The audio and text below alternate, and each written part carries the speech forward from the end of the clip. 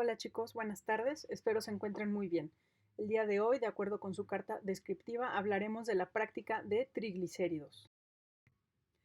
Los objetivos de esta práctica, como más o menos han sido los de las prácticas pasadas, en este caso va a ser determinar cuantitativamente la concentración sérica de triglicéridos, además de interpretar los resultados que pudieran salir relacionándolos con las patologías más comunes de acuerdo con los valores de referencia.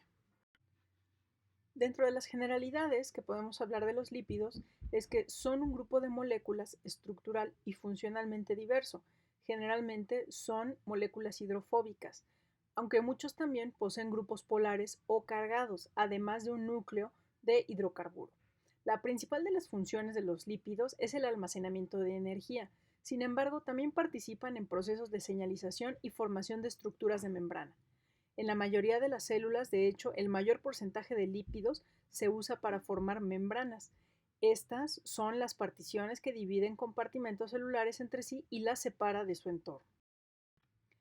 Los lípidos que forman las membranas generalmente se caracterizan por el tipo de estructura que vemos en la pantalla, que contienen una fracción hidrofóbica, que es la parte amarilla, y se le conoce como una cola. Esta cola tiene características no polares y es principalmente una región formada por una cadena hidrocarbonada.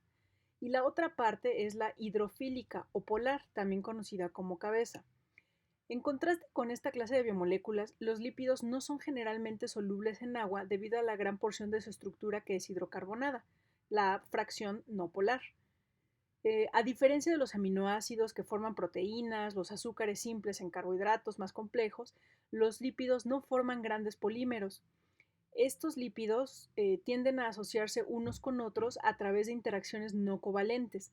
En contacto con el agua, la naturaleza anfipática de los lípidos de membrana tiene una serie de consecuencias, incluida la formación de monocapas de superficie, bicapas, micelas y vesículas, como podemos ver en la parte derecha de la diapositiva, en donde al estar en contacto con el agua, la parte hidrofóbica se va hacia el centro o se unen entre sí, exponiendo simplemente la parte polar en contacto con el agua. Los lípidos más simples son los ácidos grasos, que también son componentes de muchos lípidos más complejos. Los principales lípidos encontrados en la célula son los ácidos grasos, los fosfolípidos, el colesterol y ésteres del colesterol. Los ácidos grasos pueden ser saturados o insaturados.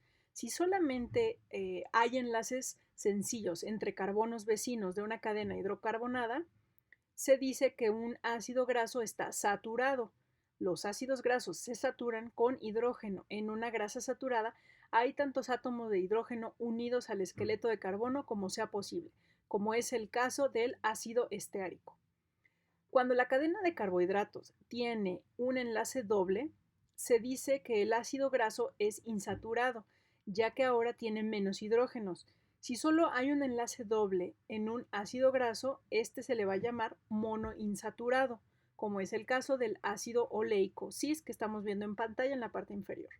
Sin embargo, si hay varios enlaces dobles en la estructura hidrocarbonada, es un ácido poliinsaturado.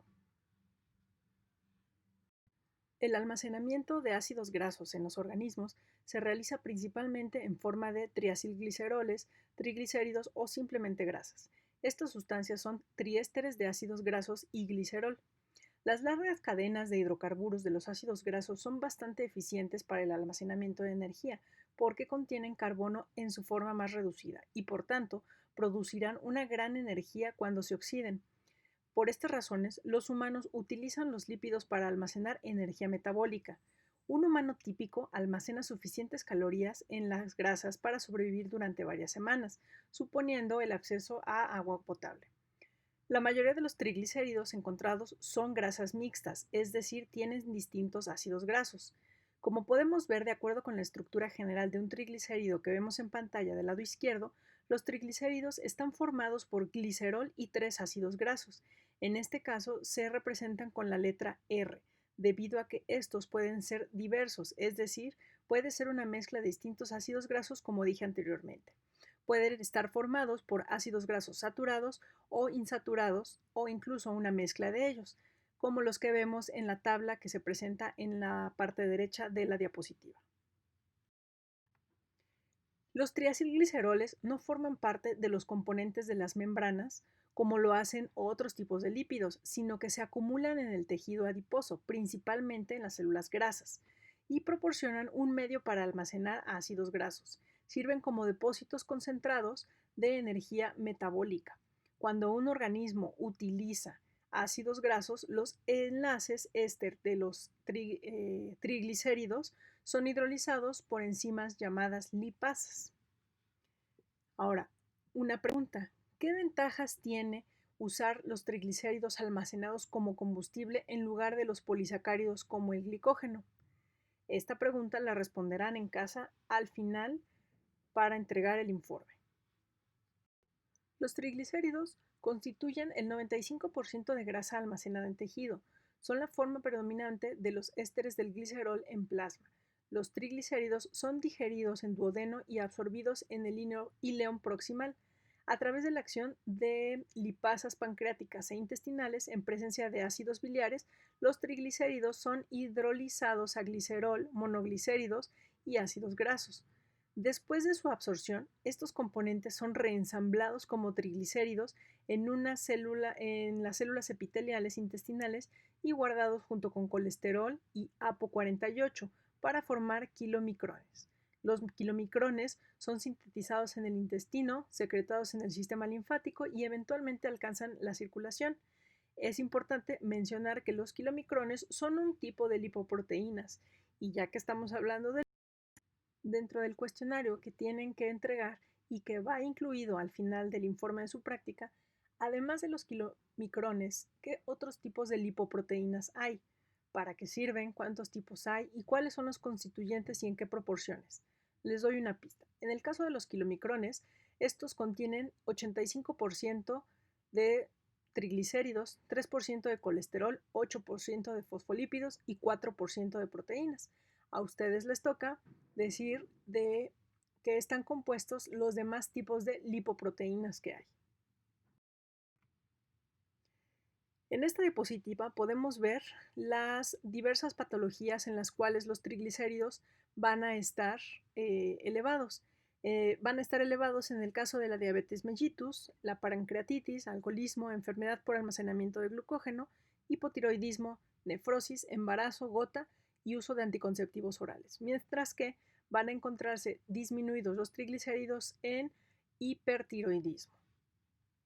En esta diapositiva les presento del lado izquierdo algunos de los factores que pueden influenciar en los resultados de los análisis, como son la edad, alimentación, sexo o actividad física.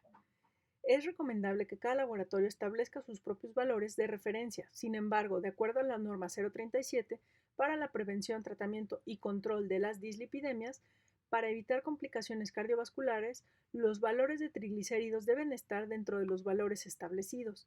Menor a 50 es un valor óptimo, de 150 a 200 es un límite alto riesgo de complicaciones cardiovasculares, mayor a 200 alto riesgo y mayor o igual a 1000 muy alto riesgo. A continuación les presento lo que pasaría a nivel molecular cuando una muestra de suero o plasma es sometida al análisis cuantitativo de triglicéridos con el kit de SpinReact, cuyo número de catálogo pongo en la esquina superior derecha. Las reacciones que se llevarían a cabo son las que están encerradas en el recuadro en verde. Los triglicéridos incubados con lipoproteína lipasa, LPL, liberan glicerol y ácidos grasos. El glicerol es fosforilado por glicerol fosfato deshidrogenasa, GPO, y ATP en presencia de glicerolcinasa, GK, para producir glicerol 3-fosfato, G3P, y adenosina 5-difosfato, ADP. El glicerol 3-fosfato es entonces convertido a dihidroxiacetona fosfato, DAP, y peróxido de hidrógeno por la enzima GPO, que dijimos que es la glicerol fosfato deshidrogenasa. Al final, el peróxido de hidrógeno reacciona con la 4-aminofenazona, 4-AF, y el paraclorofenol, reacción catalizada por la peroxidasa, POD, dando una coloración roja. La intensidad del color formado en la última reacción entre el peróxido de hidrógeno, la 4-aminofenazona y el paraclorofenol, en presencia de la peroxidasa, es proporcional a la concentración de triglicéridos presentes en la muestra ensayada. Como parte integral de la práctica, por favor respondan el siguiente cuestionario que consta de 6 preguntas y deberán incluirse pregunta y respuesta en el reporte de su práctica. Recuerden, por favor, cada respuesta debe ir referenciada. Recuerden también, se realizará un examen en la plataforma de Edmodo. Por favor, chicos, si tienen dudas o comentarios de esta presentación, abajo en los comentarios de Edmodo pueden irlas poniendo, por favor. Saludos. Gracias.